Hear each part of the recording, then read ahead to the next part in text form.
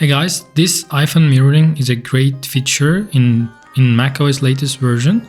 So if you go to your iPhone system settings and make sure to have this latest macOS version, you can see that your Mac is up to date.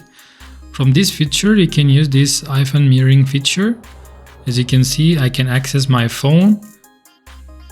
So because you have to to use this iPhone mirroring, you need to lock your iPhone.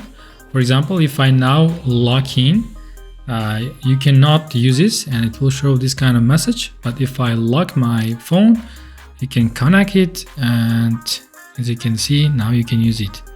What's good about this as a Flutter developer, for example, I have my application, this is my project.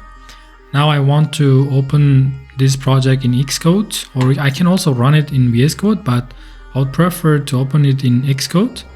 To open in Xcode, you have to click on this iOS, open in Xcode, and you have to wait a few seconds. And after that, I'm going to run this on iPhone. Let's now run it.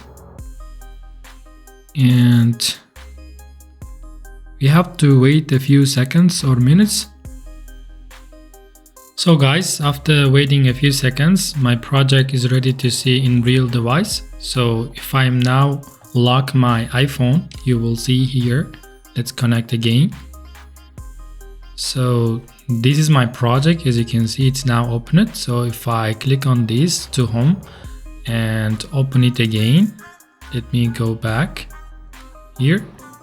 Okay, this is my project. It's now opening. You can see that my project is working. Perfect. So the great thing about it is that instead of opening your project in simulator or emulator, you can use this iPhone mirroring not only to check in your real device, but also you can code while you are seeing this iPhone mirroring. So I think you got what I mean. So next time, try to use this iPhone mirroring to code and see your real output.